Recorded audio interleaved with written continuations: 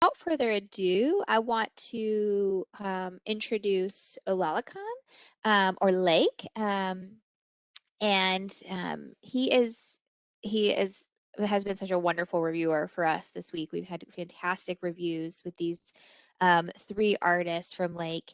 He received a bachelor in architecture from Cornell University and is a Brooklyn-based artist whose work reimagines social spaces that examine relationships between architecture, community, and the environment. He has exhibited in venues such as the Studio Museum in Harlem, the MoMA, the Vitra Design Museum, and the Guggenheim in Bilbao, Spain. In addition to an extensive exhibition history, he spent over a decade creating large-scale installations for a variety of public spaces and was recently commissioned, along with another artist, Amanda Williams, to create a monument dedicated to Congresswoman Shirley Chisholm as a part of the City of New York's She Built New York City initiative. Lake has been a Wilder Green Fellow at the MacDowell Colony and has completed artist residencies with the Drawing Center's open session programs and the Rockefeller Foundation's Bellagio Center. He has won numerous awards for his artistic practice and is the recipient of a 2021 fellowship by the United States Artists. So thank you so much, Lake, for spending your time with us and these artists this week.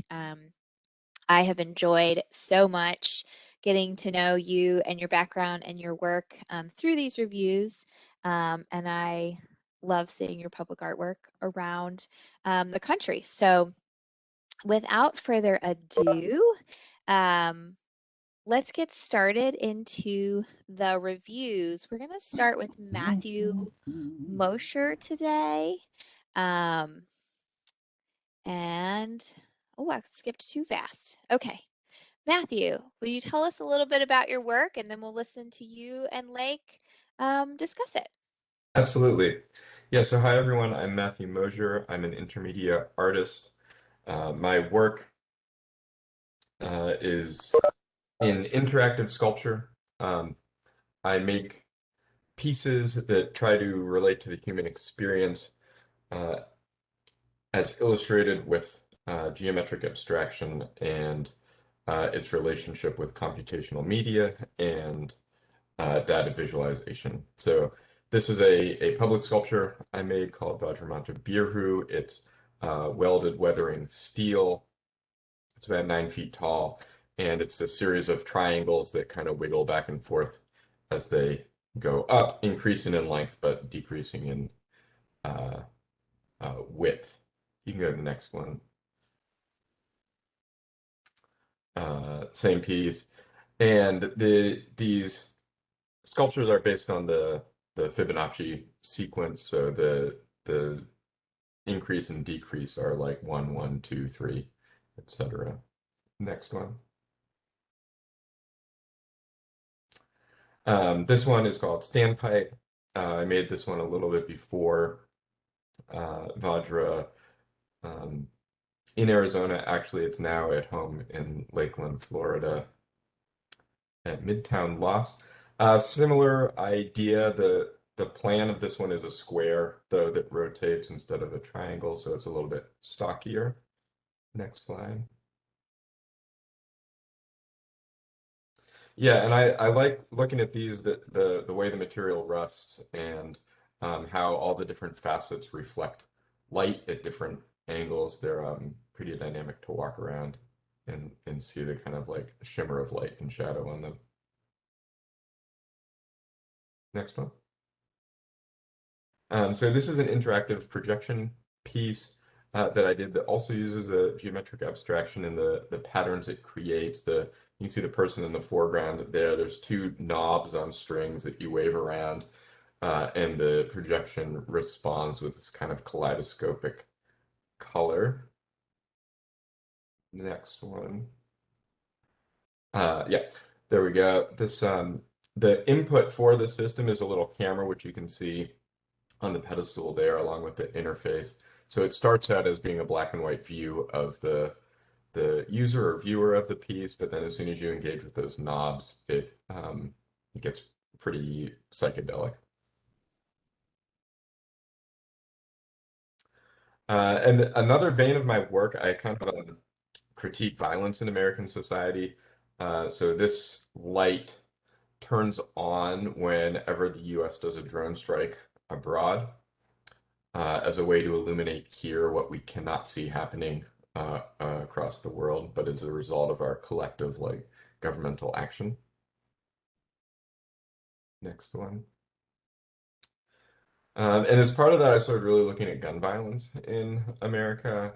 This one, Sentinel, a good guy with a gun, is on a tripod and has a computer vision system to track people through a gallery space.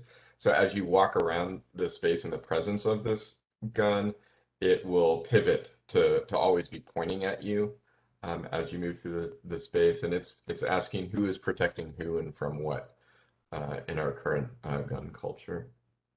Next. Thank you.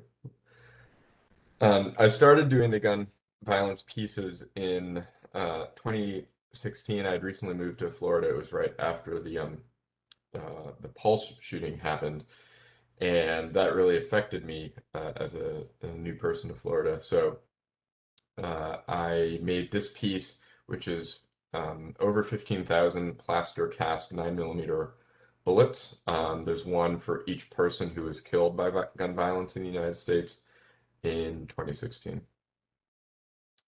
Next one. And so, yeah, I think this is the last one.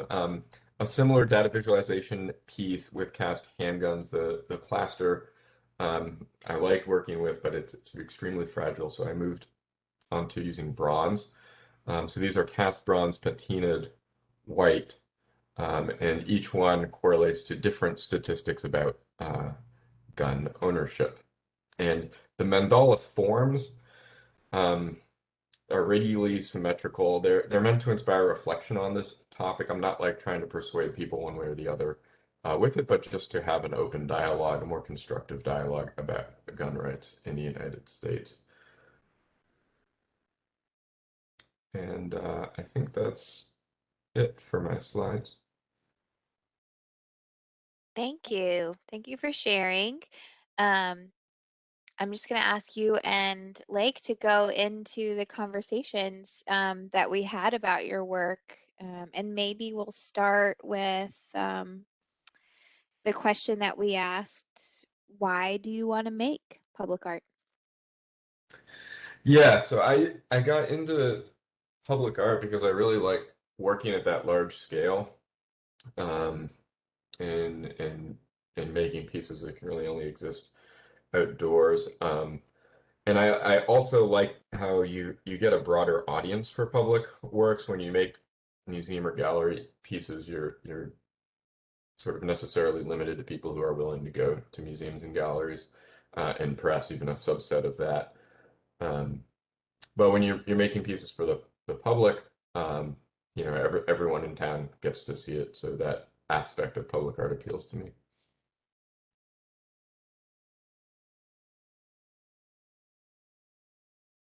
Terrific. First of all, I like to thank you all for having me. I'm always excited to preach the gospel of public art to visual artists and get more artists to sort of join this aspect, this particular trajectory. Matthew, thank you so much for sharing your work. I apologize if I might cut out. I'm using my phone. I don't know why my internet went out, so I'm on my data, but I hope I'm crisp and coming across. But no, Matthew, thank you so much for sharing your work. I love that regardless of the media that you're working in, first of all, I love the fact that you work in a variety of diverse media. I think that is something that public artist like that's absolutely a strength. Public artist panels like to be confident that you can execute, your particular project or vision in whatever media you set out. I love that whether it's sculpture or whether it's the building projection that we're looking at right now, you really see the through line in your work, in regards to it being about interactivity, human connection, computation, coding. I think these things are, I think new media is something that, a lot of public art programs are beginning to add to their particular venues. I know a lot of like New York's MTA, LA's, Metro Art Program are beginning to add in this new video art. Airports as well, they do a lot with video and interactive art. So I think there's very much a place for this kind of work that you're doing, right? And I think, just the idea of that you're dealing with these sort of abstracted concepts, right, that regard data and society and these particular issues. But the execution, because of the abstraction, makes it, I would say, kind of universal, right? Public art is a thing where, you go into different cities, and you're creating work that will sort of resonate with a diverse population, right? That is diverse across age groups, ethnicities, income. And I think the fact that your work has a kind of level of abstraction, grants it that sort of universal quality. I really like, how you are investigating, particular, social political issues in your work, with the gun, with the gun series. They are somewhat kind of anxiety inducing, right?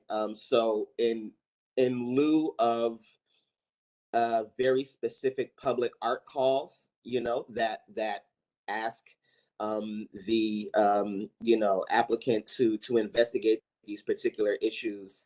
It might be something that the panelists sort of difficult for them to really process, right? Particularly the AR, which when you walk into the gallery, it like tracks you.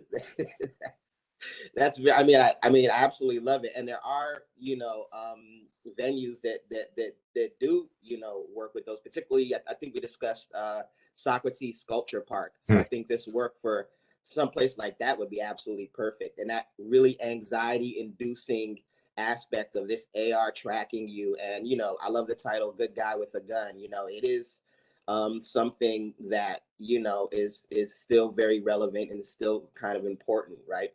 But imagine public art spaces, that are sort of outside of a kind of venue like Socrates Sculpture Park. It be a little bit more difficult to kind of convey the intent beyond the actual experience of having an AR following you around. But no, I really love. Again, I love that your work, whether it's physical sculpture, or whether it's these interesting interactive videos and projections, you really do get a sense of that idea of kind of interaction and connection, right? And those things are very important, particularly given artwork in the public realm. Thank you.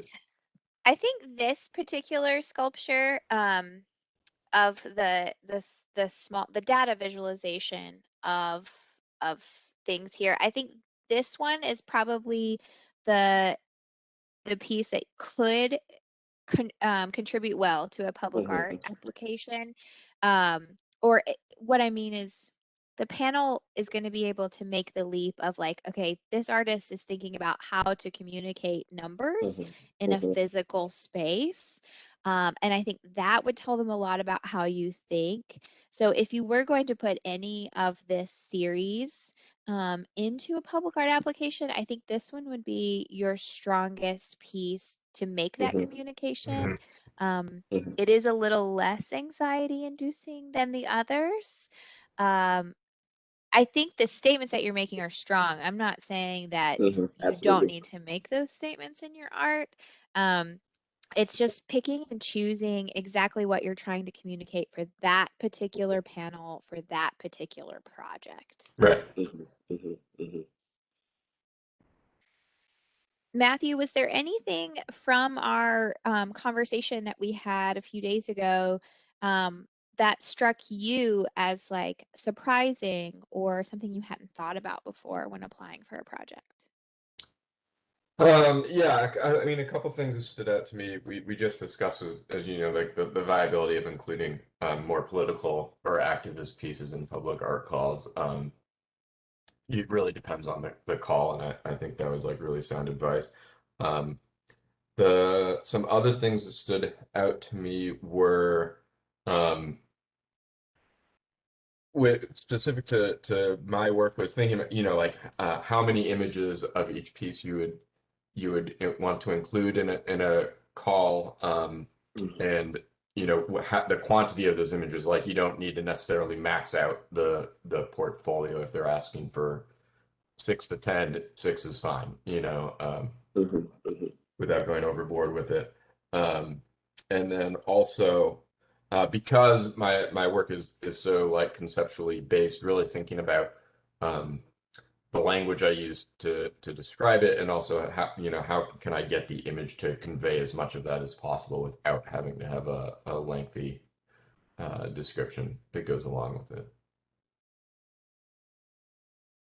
Yeah, and I would just like to add a note, just to reinforce that point about, if you have a call that asks for a maximum of 10, you absolutely don't need to meet that number. It's much more stronger to have a kind of clear and cohesive portfolio, as opposed to trying to max it out with filler. Or not to say that anyone's work is filler, but it's much more poignant to make that very concise statement about your work than to, oh, I've got to have 10 projects, I've got to show 10 things.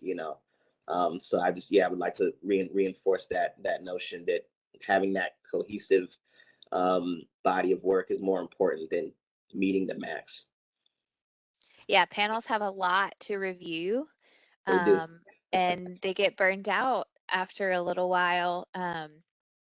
So as concise as you can be to make your point is really important, in both your images and in your writing, um, your statement, or your captions on your images. Maximize that tiny amount of words and images that you have, to make the most concise and powerful statement. Nicole, do we have any questions in the chat box? I've not seen anything come through yet, but now sounds like it'd be a good time if anyone wants to type anything. Yeah.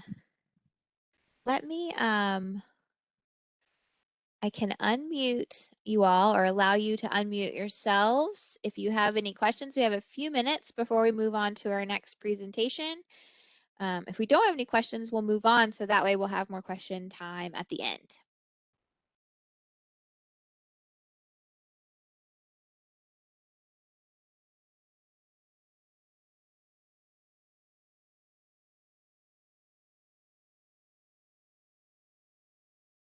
All right, seeing none. Thank you, Matthew. Thank you. Let's move on, and we'll go through Mary's, and then hopefully we'll have more time for questions at the end, as things continue to progress. Mary, are you ready? I'm ready. Tell us a little bit about yourself and your work. Yes. Well, first of all, I'd just like to thank you.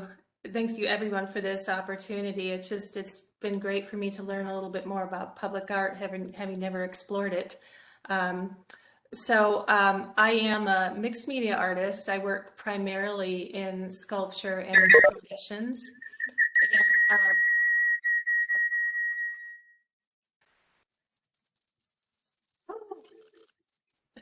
I hope that's not. Am I the only one hearing that? Okay.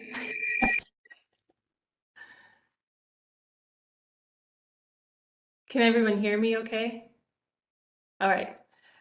So my practice focuses on our human need for stillness and connection, and my current work involves these vast systems of seed and leaf forms, which for me serve as metaphors for interconnectedness and biodiversity, and then also the physicality that seems to be slowly diminishing from daily life.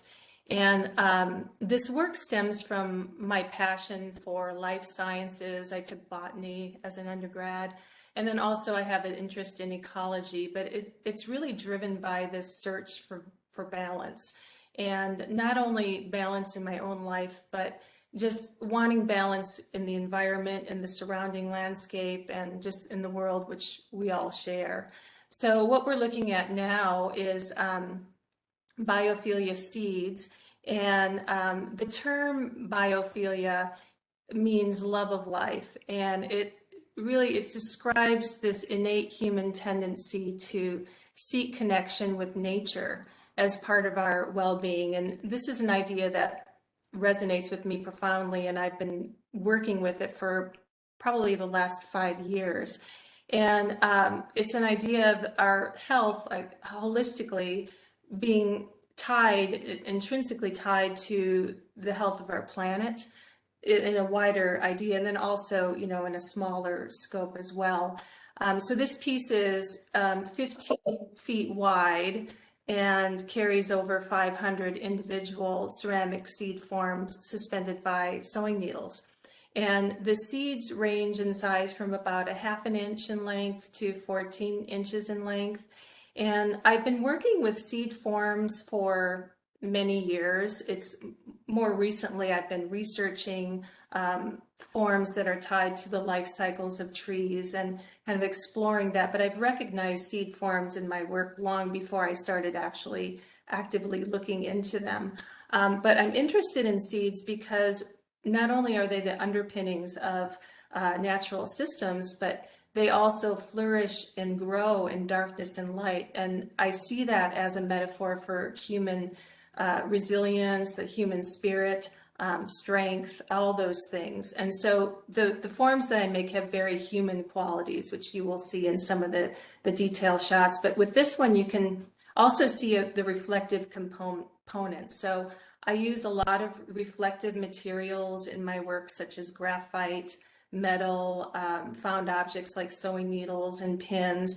And because they're reflective, I see them as always being present, reflecting the here and now.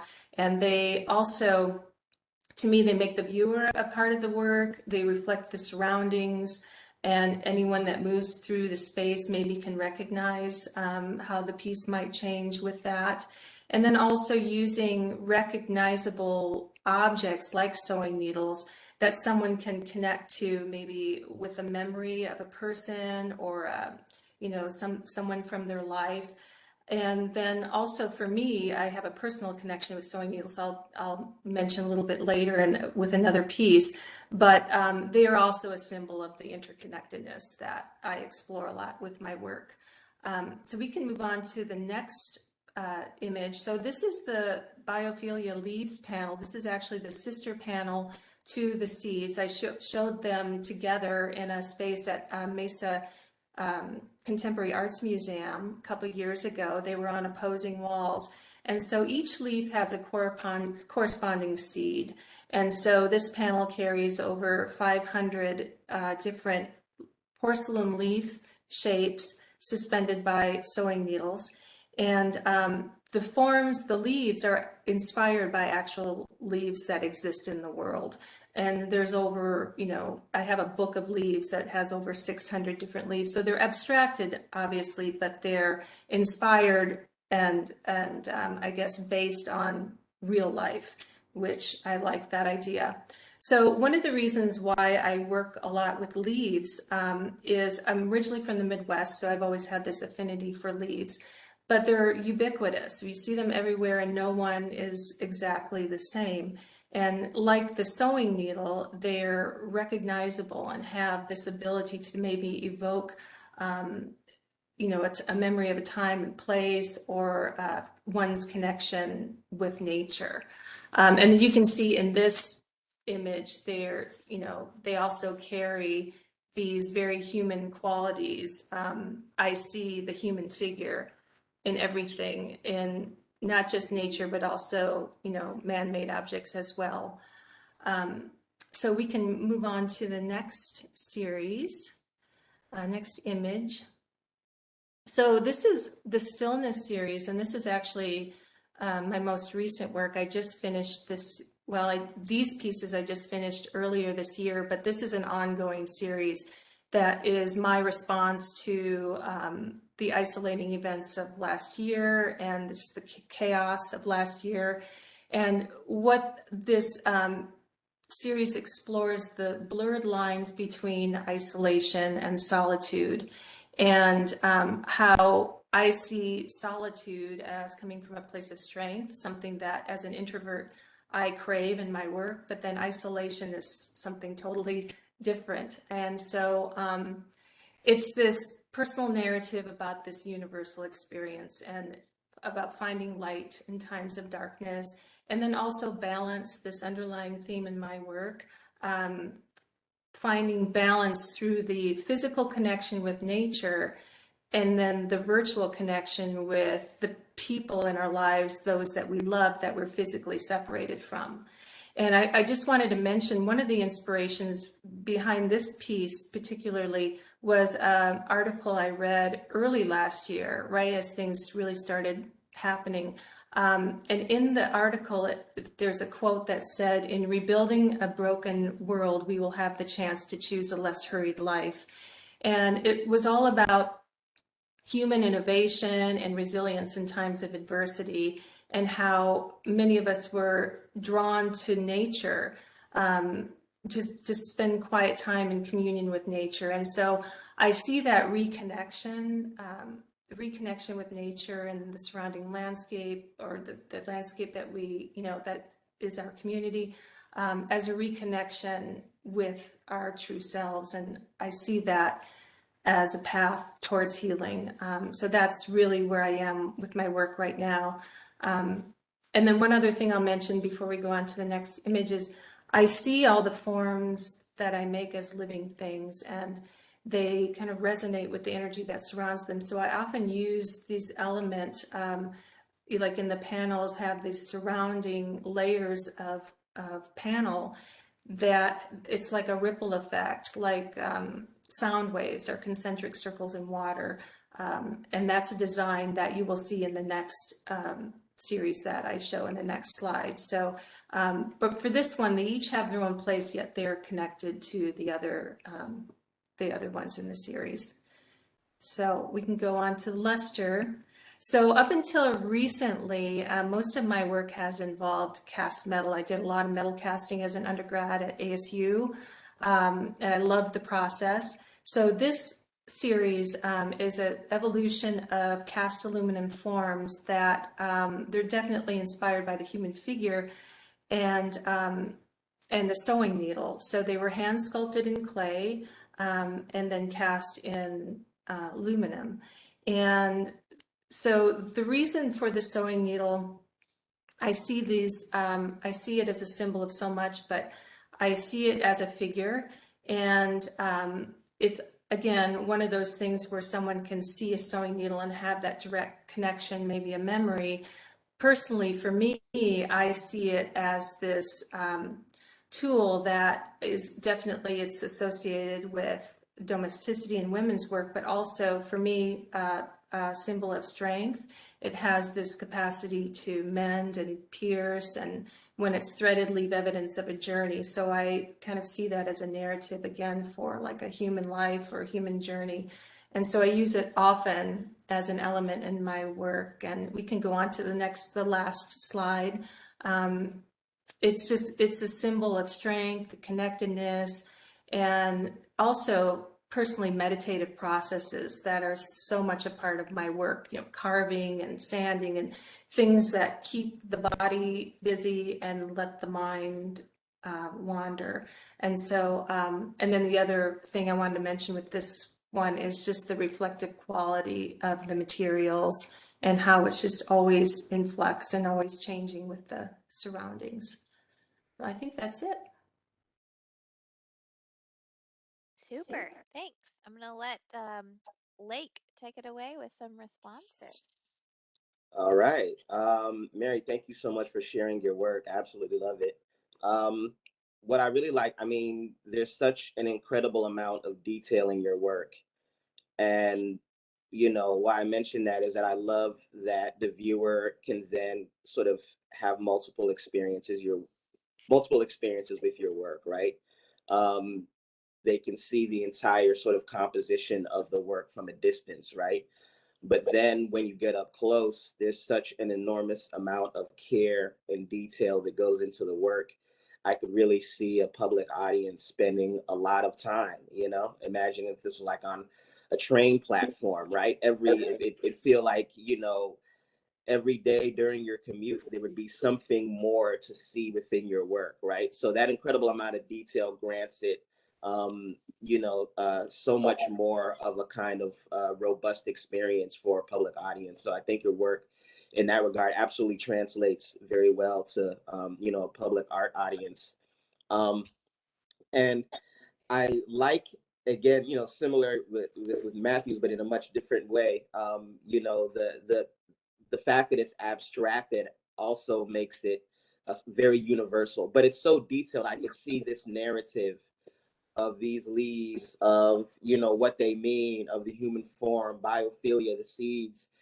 I could see it translating to so many different cities, and I could see it being very unique and specific to that city so that it would resonate directly with that community, right? Like, so exploring the flora and the fauna and the environment and the ecology, the ecosystem of a place like Seattle, and then going and, doing it for a place like, Chicago, or, just any multiple cities. So, your conceptual approach to your work, I think, is fantastic for making it unique, to the communities that you engage in. If you are interested in doing public work all over the US, there's open calls everywhere.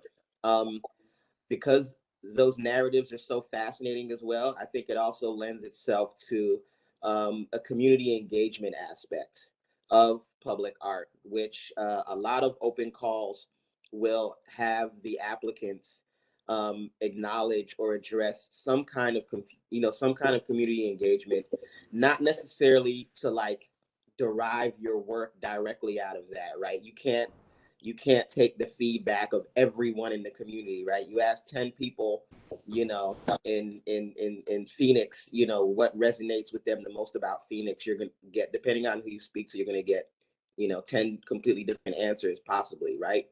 But just as a way, oftentimes if you're an artist that's coming from a different city, you want to engage with the community to show that you're transparent about your process, about your work, and you're really interested in kind of engaging with the community to learn what resonates with them. And I think because your work is so narrative in this unique, specific way, I think it lends itself so very well to those kind of community engagements, and for public art calls that mention community engagement, from my experience, I would let to take that line seriously, right? Like, not treat it like an afterthought, or even though that, that mention of community engagement, very often it's literally just one sentence in the request for qualifications, right? Or one sentence in the request for your proposal. But I can guarantee you that public art panels really love to hear that you are open and willing and amenable to interacting with the community, right? Because there's often so many stakeholders on a public art project, from the developer to a landscape artist to the architect, to whatever artist they put on the panels that might teach at the local university, to several community members, so speaking up about the fact that you are not only willing but are eager to interact with the community. And I think your work really lends itself to that. Is something that's great, Mhm. But one thing about your work, because it right, so it seems, so for you, this is what I have to say for you to consider, because public art projects, they can span from some 2 to 4 years to, you can have a month turnaround, right? So a lot of them, particularly proposals, it goes very quickly. And your work does have, it looks labor intensive. A labor of love, but it looks labor intensive, right? So I would say public art panels, they want to know that you can produce the work within the time frame, right? That you can meet deadlines, you can meet budgetary concerns, right? So some of the materials you're working in, like for instance, porcelain, may not, may be cost prohibitive, when you scale it up to a much larger artwork. in the public, audience. So I would think, I would ask you to think and consider, what you'd be comfortable with in regards to, having to change some part of your process, or how your work may be viewed, right? So the 3D relief work, which is kind of 2D work, if you'd be comfortable, for instance, that to me that would look amazing as a super high res photograph, in an airport. But would you be comfortable with your work being engaged that way, right? But for me, the audience, I would still be really, fascinated by the quality and the detail. But you've cast in aluminum, so there are ways to translate some of the processes and some of the materiality in your work. But that would definitely be something that I'd have you consider, right? What materials, and also, public art. One of the really important things that public arts panels are really concerned with is durability and longevity, right? And very low maintenance. I hear it over and over again. Public, there's always someone, once you've got the commission, who's grumbling about maintenance, or oh, I don't want you to work in. It's interesting. In my bio, I've mentioned the Shirley Chisholm project, and we got the commission, and in that first meeting, they immediately, they selected us, but they immediately wanted us to do something, right? There's someone who really wanted us, like, why don't you do something like Stone? It's like something vastly different from what we proposed. So just to say, that yeah, durability, low maintenance, public art,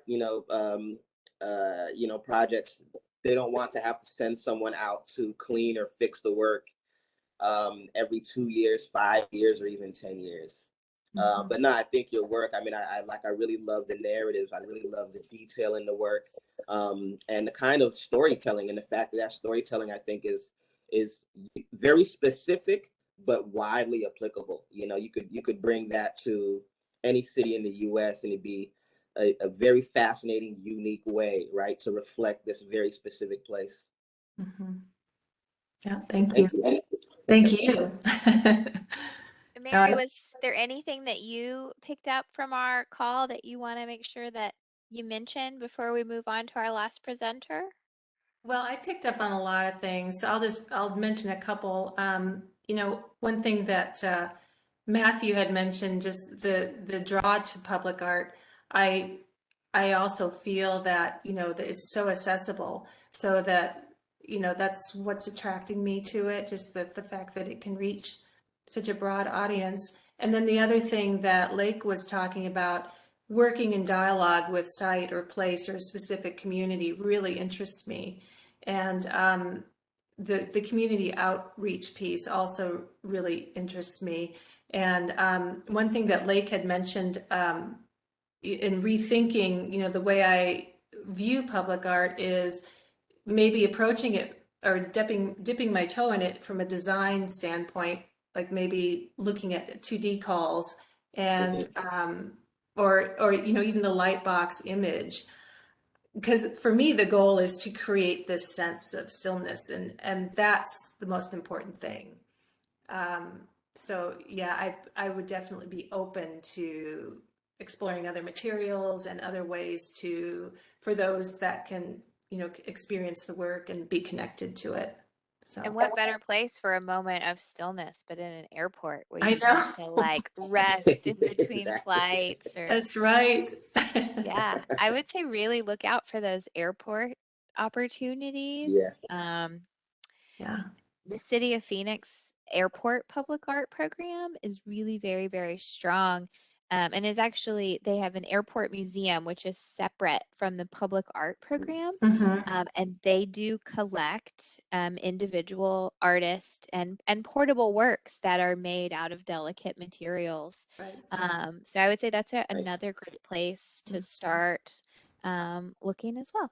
Yes. Yeah. I've actually shown at Phoenix Airport under plexiglass. But Yeah, you know, it's a great way to reach a wide audience. that team is wonderful. They take great Are, care of their yes, work. for sure. Yes. Do we have any questions, Nicole, before we move on to Michael? I'm not seeing any, so now would be the time. If there's anything burning in there, any burning questions. Oh, okay. Just popped up from Ekaterina for Lake and you, Katie. Could you go into more detail on what is appropriate for community engagement? Perhaps a few examples of successful community engagement. I don't know if you need more specifics on how to answer that, but Blake, do you want to answer that one, or I Sure. can take it? Okay, go ahead. Well, the community engagements I've done, just workshops where I come in and I discuss with, just a broad community audience. I discuss my work as a public artist and I show them some of my past work and discuss my process, right? And say that this is the process that I'm going to bring to this particular city. And then, I have like just a workshop session where present kind of just a generic template project and ask the audience to think about what's important to them in their community and then just create collages and there's markers and magazines and such and about just about 40 minutes of just creating collages around how these individuals feel about their community and then spending the last um, you know 15, 20 minutes to half an hour this going around the room for anyone who wants to share what they've made and discussing their work. And so through that process I've really gotten a lot of particularly for a project I did in Durham, North Carolina. I got so much fascinating specific information. I did it in a nursing home and I did it in 2 high schools, and then took a tour, right? And so I got from the older generation some of the things about Durham that they feel would be important for the younger generation to consider and think about. And I was able to kind of like bring that into the work without changing the aesthetic quality or the vision. And simultaneously, the younger generation was able to tell me, for instance, Durham is known as Bull City, but the bull is ubiquitous. It's literally everywhere. And so I didn't want to just put a bull in my work somehow. But the young high school kids were like, the hand symbol bullhorn is something that we do, but you don't see in iconography anywhere. So I was able to put a huge hand. So you see high schoolers walking by like, oh, that somehow managed to acknowledge that thing. So, things like that are just sort of very straightforward, but the kind of conversation you can get and the feedback that you can get that you can bring into your work or you can consider, right, is really valuable. And I would add to this is such a good question because it is different with every project, the type of community engagement that is appropriate or relevant. I would say research is really important. Um, Listening to the community is really important, and that could take different forms. I've had experiences where projects are in proximity to schools, so we have connection with school kids. But then I've had places where projects don't really have any people around them, and the audience is people that are going to be driving by in their cars. So it was helpful for the artist to talk to people who drive in the area. And so I would say when you do embark on a community engagement focused project, work closely with your project manager or your commissioning agency to learn as much as you can about the place. And to know yourself too. If you are an artist that does not work well with students or kids, be honest about that. And let's find another way for you to engage with the community. Don't feel like you have to be forced to work with kids.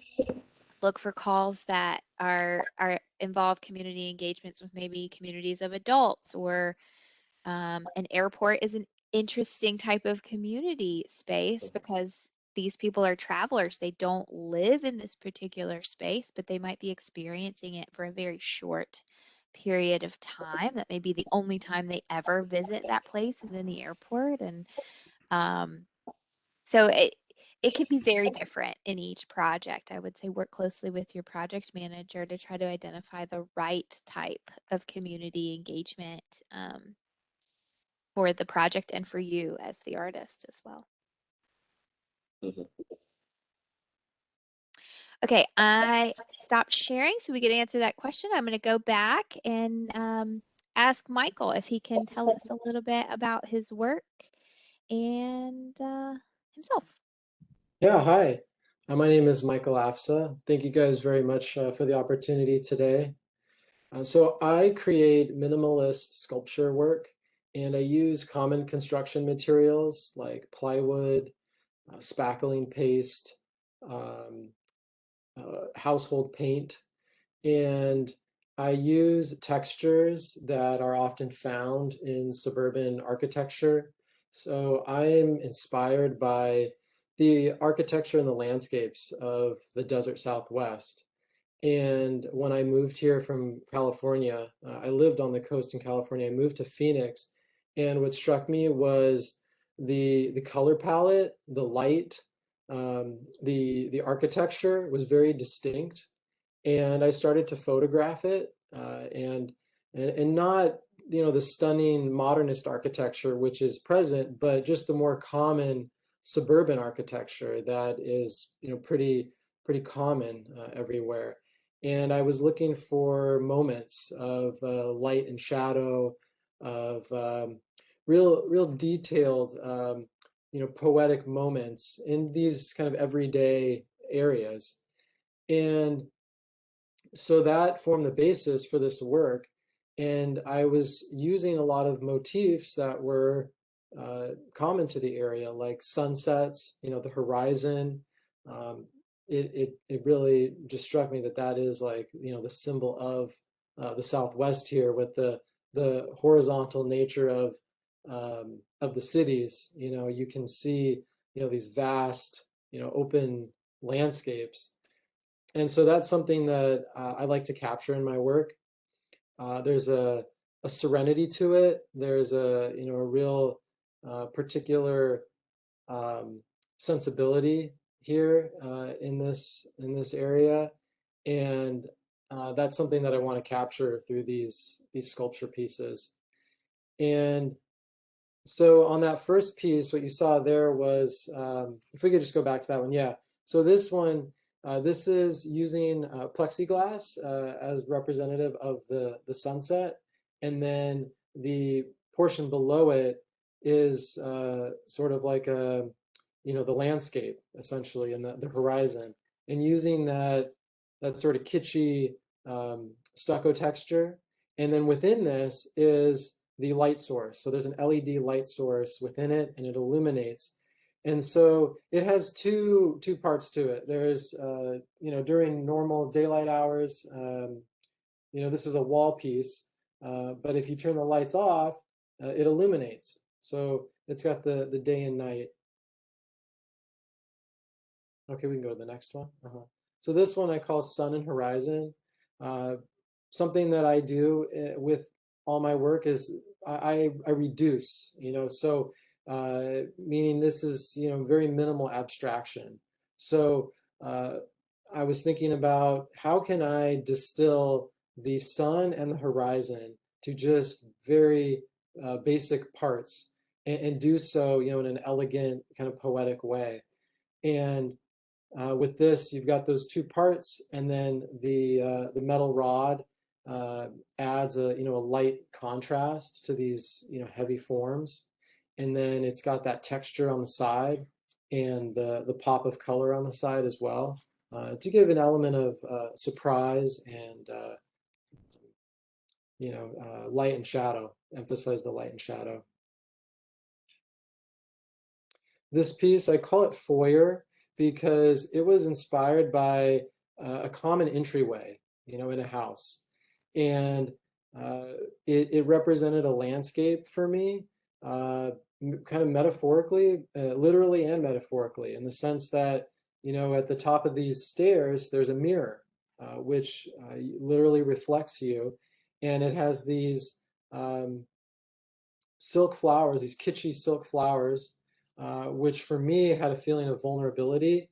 And so you're faced with this real serene piece with the mirror and these flowers, which is almost like a sort of an altar-like piece.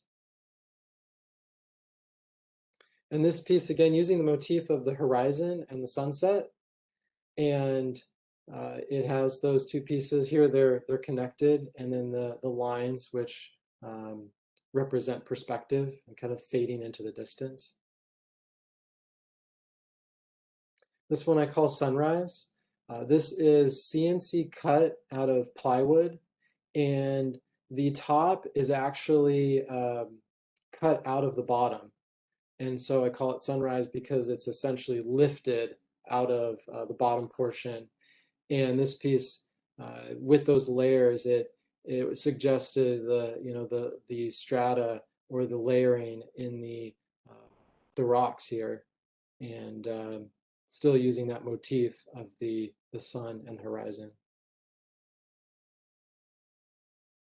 This one is another sunset piece, using the sun and horizon, and then this is a little different because you've got this texture that surrounds it. It's almost like a light box.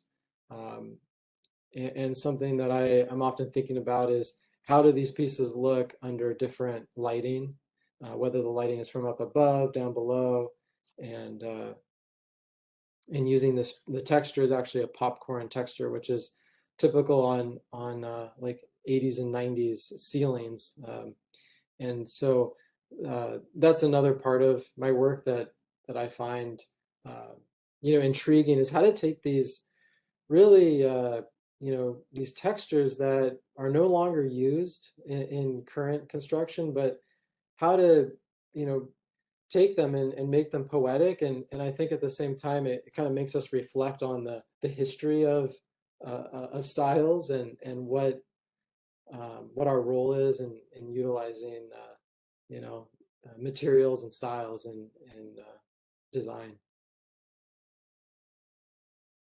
This is called Hanging On to the Day, and it's a play on words because it's literally hanging on this cylinder up at the top, which represents the sun. And so the other meaning is hanging on to the daylight, making the most of the day. This one's Sun Vista. This is, it's got the bottom, which is sort of like the landform, and the top with the sun form. And this is another example of appropriating that local architecture and using multiple textures and forms.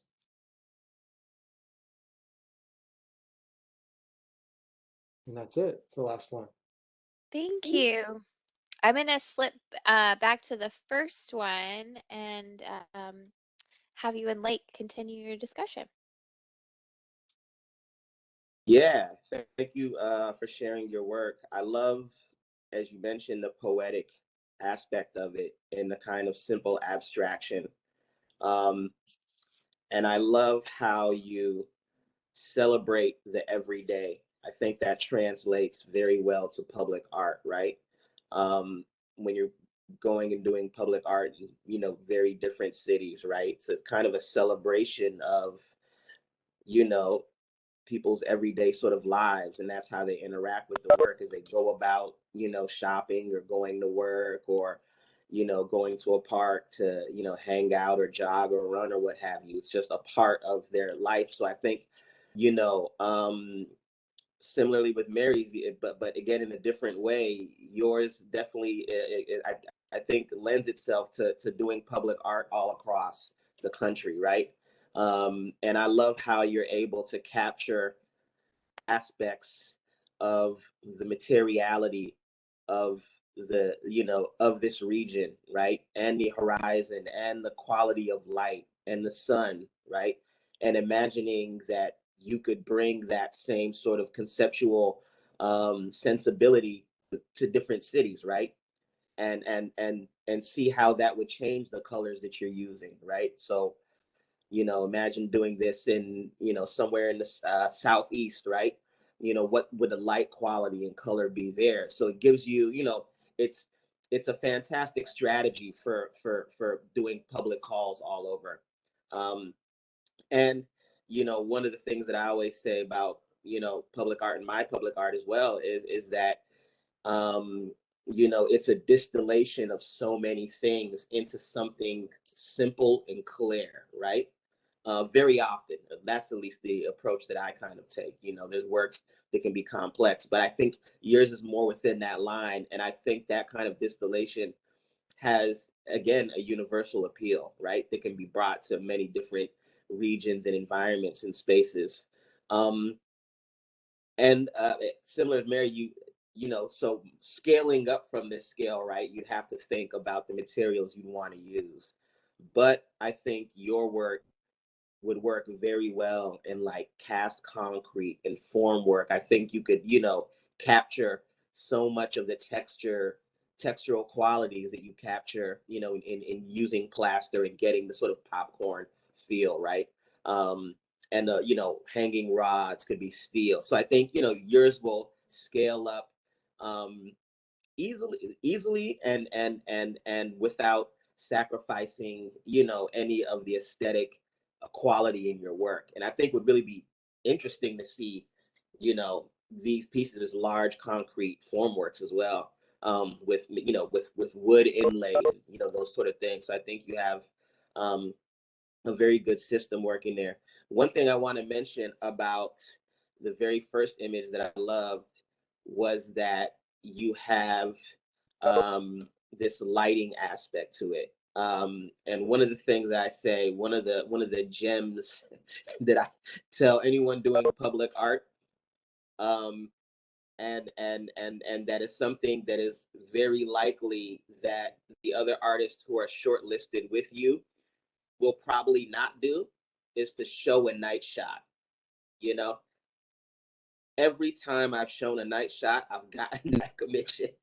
And the panel has literally told me, you were the only artist to consider what this work might look like at night. So it's an incredible advantage that you do that. If you imagine, this isn't in a museum.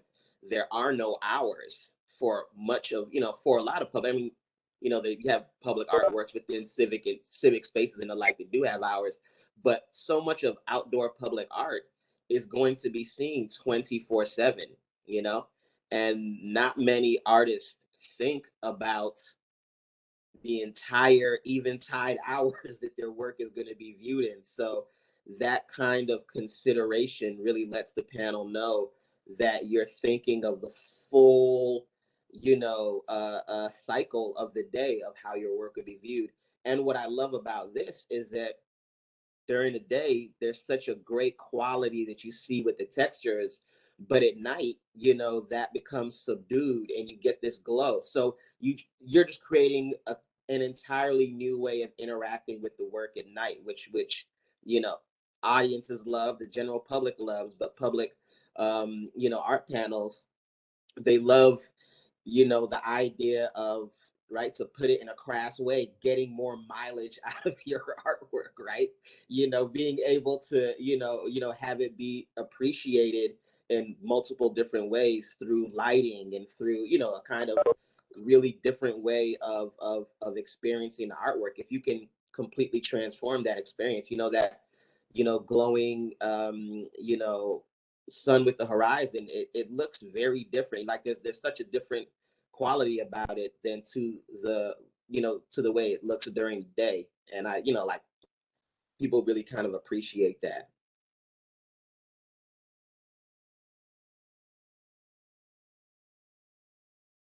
Oh, unmute myself. Like you mentioned something during Michael's review that I wanted to bring up. Um, you you mentioned like paying close attention to the application process and trying to think about who is in the room, who's going to be reviewing your work, and saying something for everyone in the room.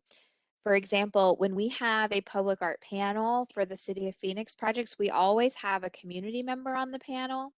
We always have someone from the funding department on the selection panel. And so if you understand about that process and understand a little bit more about who's going to be in the room, you Lake gave Michael the advice to say something for everyone in the room, which I thought was such good advice for every artist applying for public art projects ever. And the way to find out who's in the room, you may not know exactly whose name is in the room, but if you look at the call and you look at the selection criteria and you look at the program's policies, they will tell you we always have a community member on the panel. We always have an architect on the panel. It kind of varies for programs, but it was just such a good tip to think about who is going to be in the room and saying it might just be one line in your statement, but that one line is going to connect with the community member. And then there might be one image that connects with that architect. And that helps you connect with the panel individually and as a whole when they're discussing your work. I want to print that on a poster, say something for everyone in the room, because I think it's just such good advice. Yeah, no, that's true. And it doesn't have to be so pointed, right? That it comes off as disingenuous. But if you know you have a community member there, mention your interest in the community workshop and discussing. If obviously if it's a development project, say that you created this work, but you're amenable to a kind of flexibility around changing the scope if you need to, or the way I often do my projects is to sort of present it like this is the idea, but it can act, but because it's made up of different parts, it can be scaled and changed a little bit, right? Similarly with the architects, say if you're flexible to the way they're working and how your work will interact with the architect, or or the scape, or the kind, or the kind of vegetation that might be planted there, right? Just in a kind of me thinking through not only the process, but that you're going to be easy to work with, right?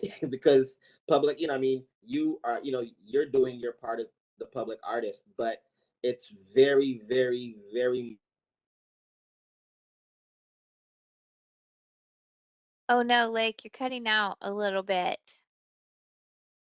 I've lost your sound. Oh dear. I feel bad. We've lost Lake's sound. It's still gone. Oh, okay. It's back now. It's back. It's back now. Okay. I guess my 5G lost the bar. Yeah, but just again, I was simply saying that it's a collaborative process, and if you can simply convey that you're open, to working with the various stakeholders on this project, it really goes a long way to let them know that you can really that you can do this, you can get this done. The outside of showing good work that interests the panel, they're very interested in just competency. Can you do this within the budget, within the time span allotted for it? And can you communicate with the architects and the various people you have to communicate effectively and highly responsively, in order to see this project through? Those things go a long way to demonstrating that that you're someone who can get this work done. Thank you both so much. Thank you to all the artists for sharing your work. I really appreciate it. We are coming to the end of our time. And so I want to make sure that I highlight some of these resources and close us out. And then if we have some time for questions, I can unmute everybody.